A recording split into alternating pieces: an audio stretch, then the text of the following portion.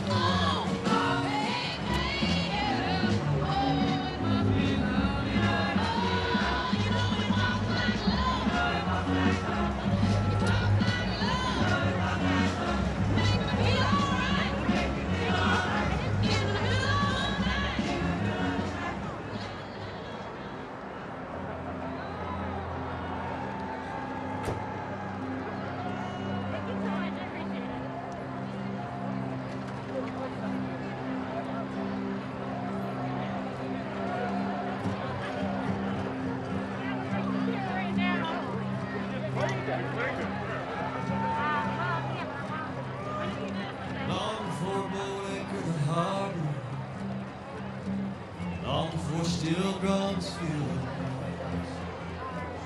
God lifted these islands from the ocean, stood strong for centuries. So it's fitting they were named after men with golden halos, 'cause angels don't give in just 'cause a little wind blows. We say we can when they say we can't. See what it is, see what it is. With blood, sweat, and tears, and a cold pain, we're just a sinner's choir, singing a song for the saints. Whoa.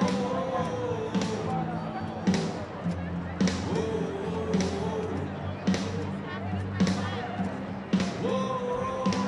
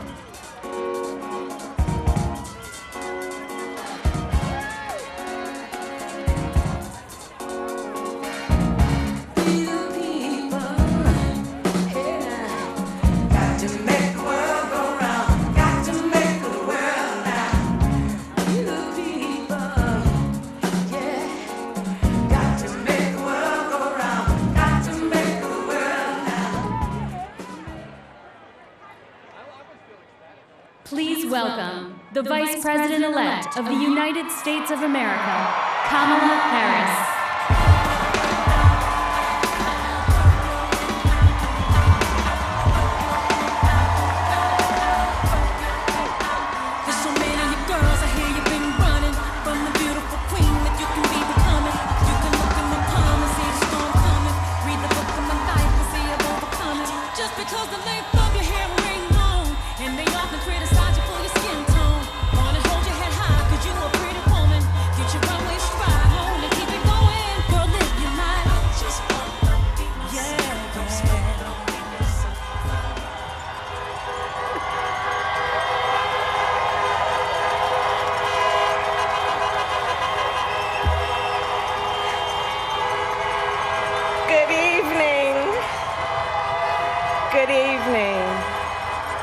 Good evening.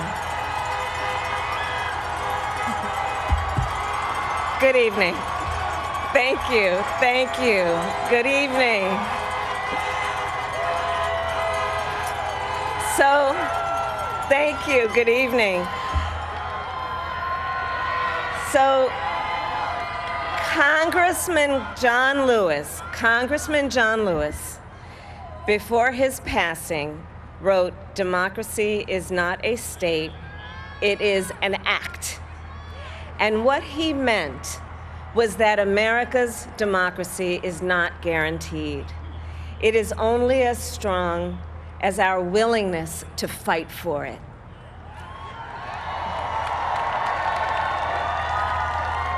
To guard it and never take it for granted. And protecting our democracy takes struggle. It takes sacrifice, but there is joy in it, and there is progress, because we, the people, have the power to build a better future.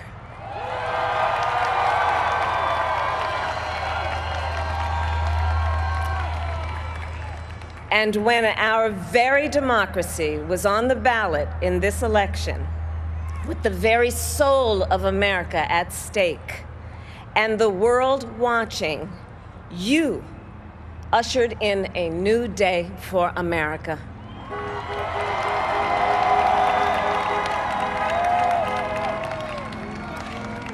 To our campaign staff and volunteers, this extraordinary team, thank you for bringing more people than ever before into the democratic process. And for making this victory possible. To the poll workers and election officials across our country who have worked tirelessly to make sure every vote is counted, our nation owes you a debt of gratitude.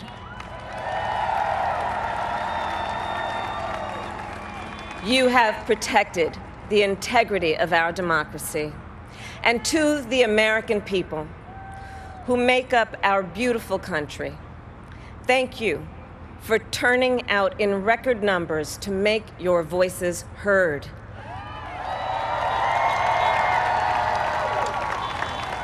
And I know times have been challenging, especially the last several months. The grief, sorrow, and pain, the worries and the struggles.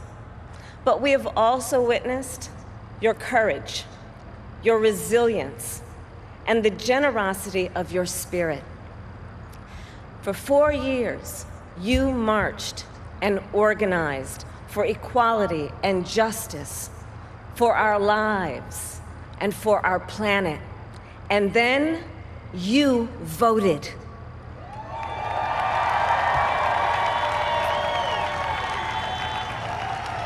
And you delivered a clear message. You chose hope and unity, decency, science, and yes, truth.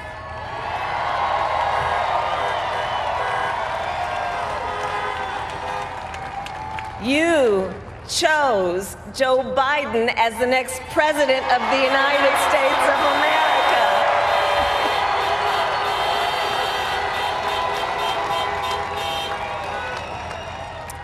And Joe is a a uniter, a tested and steady hand, a person whose own experience of loss gives him a sense of purpose that will help us as a nation reclaim our own sense of purpose, and a man with a big heart who loves with abandon. It's his love for Jill, who will be an incredible First Lady.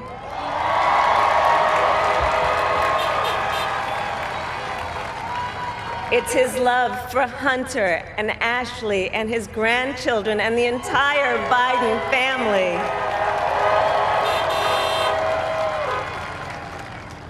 And while I first knew Joe as vice president, I really got to know him as the father who loved Bo, my dear friend who we remember here today. And to my husband, Doug,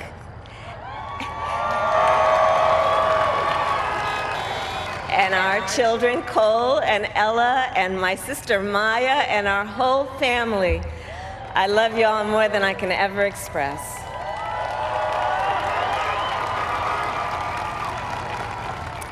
We are so grateful to Joe and Jill for welcoming our family into theirs on this incredible journey. And to the woman most responsible for my presence here today, my mother, Shamala Gopalan Harris, who is always in our hearts. When she came here from India at the age of 19, she maybe didn't quite imagine this moment, but she believed so deeply in an America where a moment like this is possible. And so I am thinking about her and about the generations of women, Black women,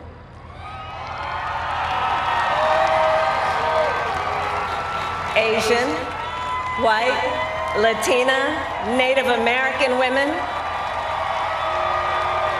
who throughout our nation's history have paved the way for this moment tonight.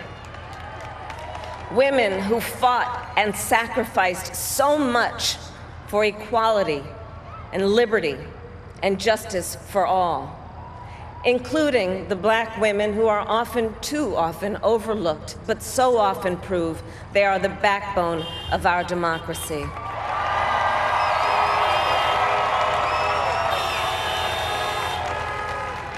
All the women who have worked to secure and protect the right to vote for over a century, 100 years ago with the 19th Amendment, 55 years ago with the Voting Rights Act, and now in 2020 with a new generation of women in our country who cast their ballots and continued the fight for their fundamental right to vote and be heard.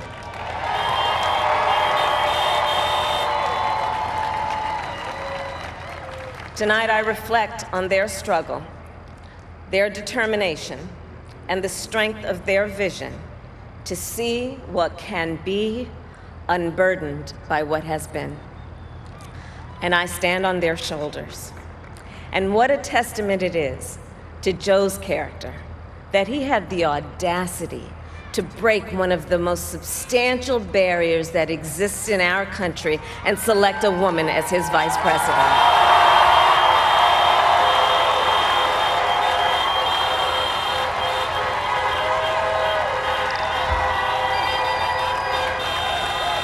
But while I may be the first woman in this office, I will not be the last.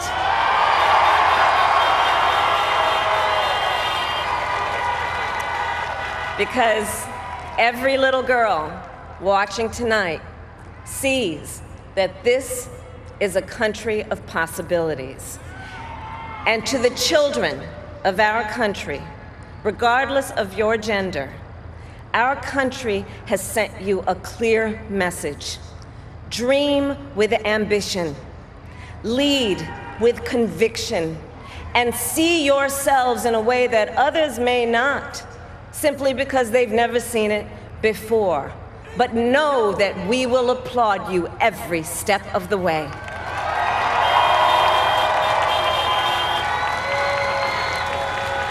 And to the American people, no matter who you voted for, I will strive to be a vice president, like Joe was to President Obama, loyal, honest, and prepared, waking up every day thinking of you and your family.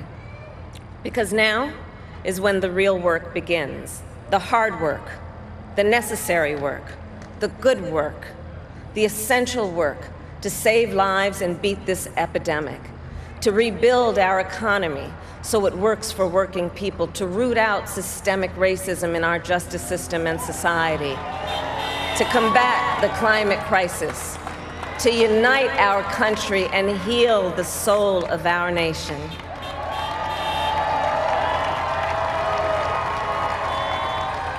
And the road ahead will not be easy, but America is ready, and so are Joe and I.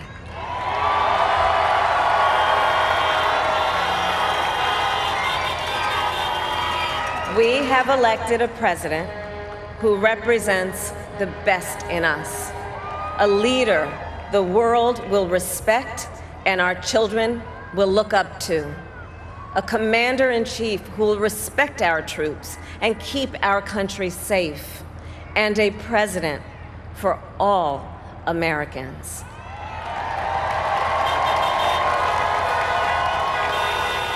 And it is now my great honor to introduce the President-elect of the United States of America, Joe Biden.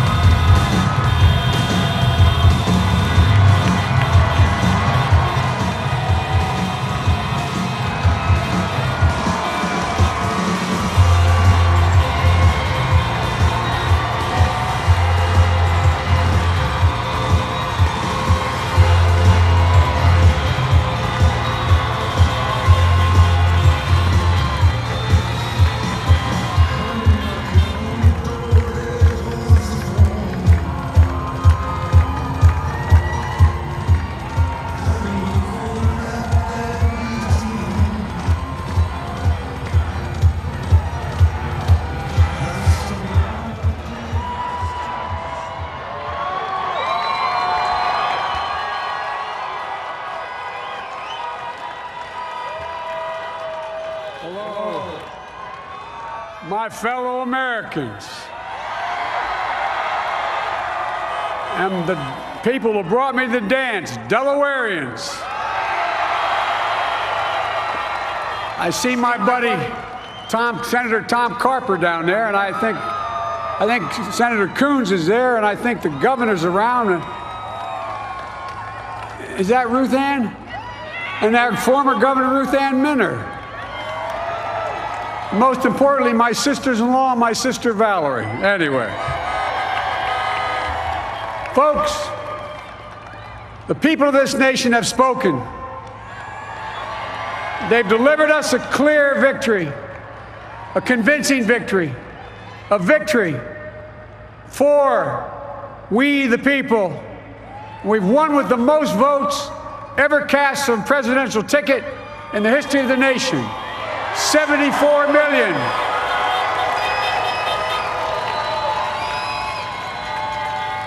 What I must admit has surprised me. Tonight, we're seeing all over this nation, all cities and all parts of the country, indeed across the world, an outpouring of joy, of hope, renewed faith in tomorrow, bring a better day. And I'm humbled by the trust and confidence you've placed in me. I pledge to be a president who seeks not to divide, but unify, who doesn't see red states and blue states, only sees the United States,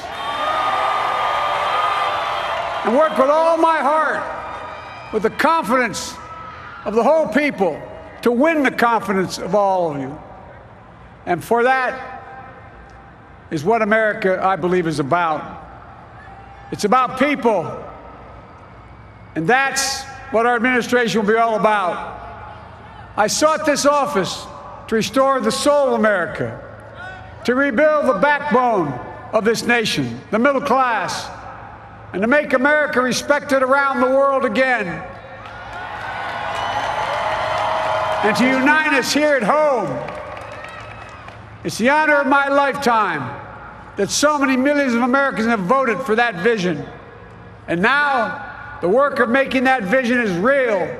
It's a task, the task of our time. Folks, as I said many times before, I'm Jill's husband.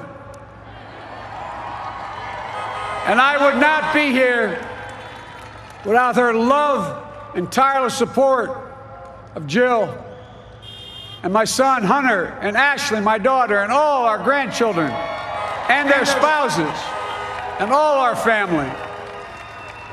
They're my heart. Jill's a mom, a military mom, an educator.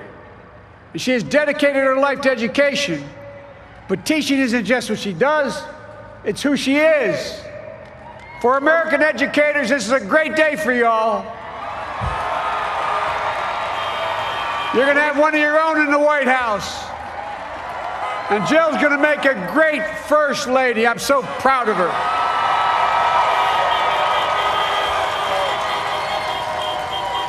And I'll have the honor of serving with the fantastic Vice President who you just heard from, Kamala Harris, who makes history as the first woman, first black woman, the first woman from South Asian descent, the first daughter of an immigrant ever elected in this country. Don't tell me it's not possible in the United States. It's long overdue. And we're reminded tonight of those who fought so hard for so many years to make this happen. But once again, America's bent the arc of the moral universe more toward justice. Kamala, Doug, like it or not, your family, you become an honorary Biden, there's no way out. All those of you who volunteered and worked the polls in the middle of this pandemic, local elected officials, you deserve a special thanks from the entire nation. And to my campaign team and all the volunteers and all who gave so much of themselves to make this moment possible, I owe you. I owe you. I owe you everything. And to all those who supported us, I'm proud of the campaign we built and ran. I'm proud of the coalition we put together, the broadest and most diverse coalition in history.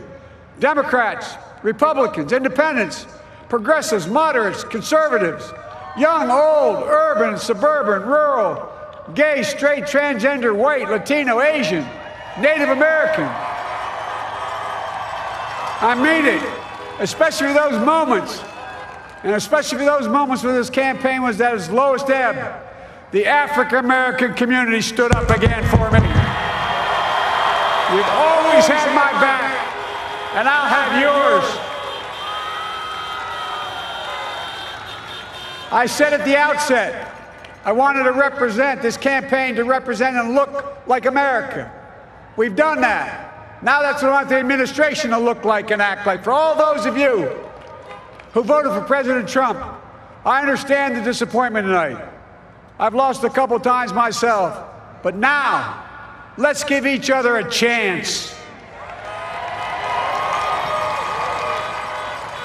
It's time to put away the harsh rhetoric, lower the temperature, see each other again, listen to each other again. And to make progress, we have to stop treating our opponents as our enemies. They are not our enemies. They are Americans. They're Americans. The Bible tells us, to everything there is a season, a time to build, a time to reap and a time to sow, and a time to heal. This is the time to heal in America.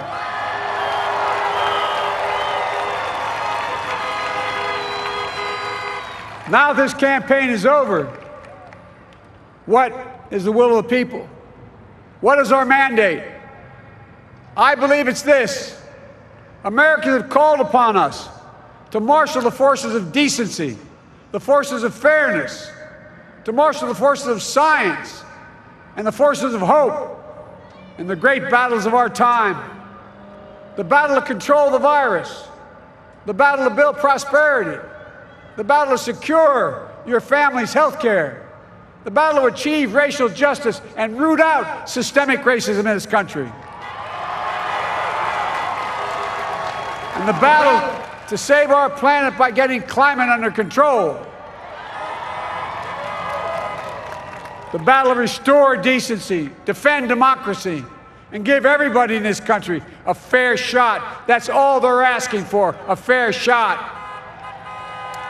Folks, our work begins with getting COVID under control. We cannot repair the economy, restore our vitality, or relish life's most precious moments, hugging our grandchildren, our children, our birthdays, weddings, graduations, all the moments that matter most to us until we get it under control. On Monday, I will name a group of leading scientists and experts as transition advisors to help take the Biden-Harris COVID plan and convert it into an action blueprint that will start on January the 20th, 2021. That plan will be built on bedrock science. It will be constructed out of compassion, empathy, and concern. I will spare no effort, none, or any commitment to turn around this pandemic. Folks, I'm a proud Democrat, but I will govern as an American president. I'll work as hard for those who didn't vote for me as those who did. Let this grim era of demonization in America begin to end here and now.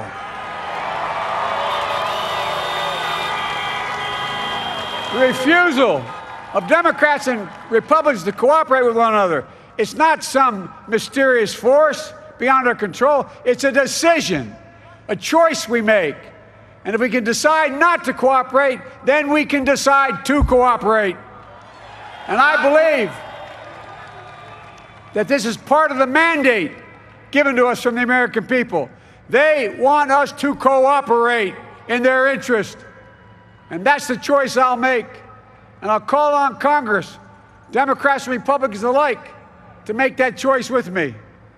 The American story is about slow yet steadily widening the opportunities in America. And make no mistake, too many dreams have been deferred for too long. We must make the promise of the country real for everybody, no matter their race, their ethnicity, their faith, their identity, or their disability. Folks, America has always been shaped by inflection points, by moments in time where we've made hard decisions about who we are and what we want to be. Lincoln in 1860, coming to save the Union. FDR in 1932, promising a beleaguered country a new deal. JFK in 1960, pledging a new frontier. And 12 years ago, when Barack Obama made history, he told us, yes, we can. Well, folks, we stand at an inflection point. We have an opportunity to defeat despair, to build a nation of prosperity and purpose.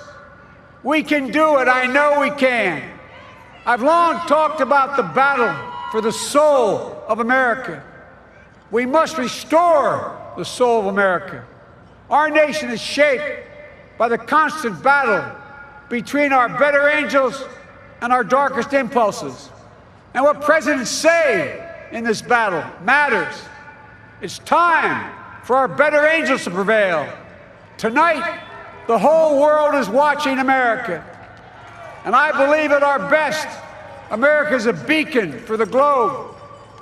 We will lead not only by the example of our power, but by the power of our example.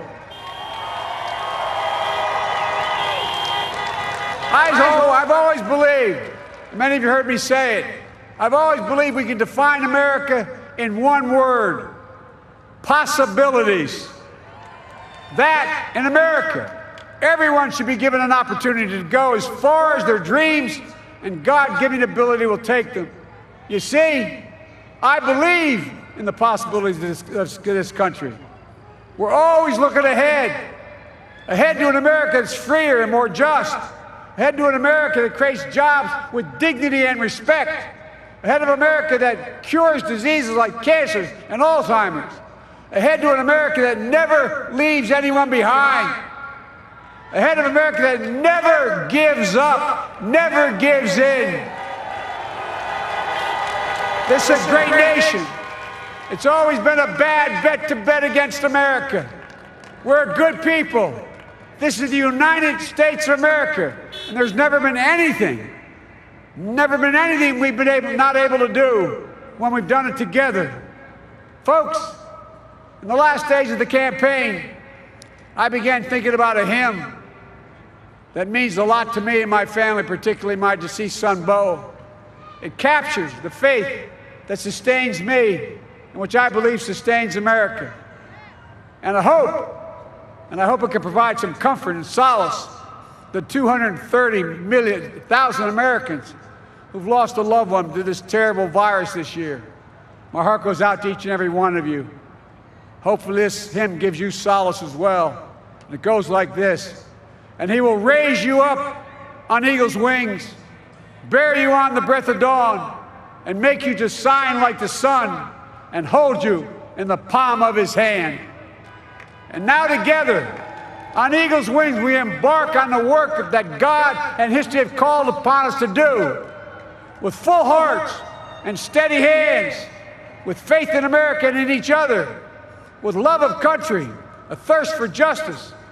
Let us be the nation that we know we can be, a nation united, a nation strengthened, a nation healed. The United States of America, ladies and gentlemen, there's never been anything we've tried we've not been able to do.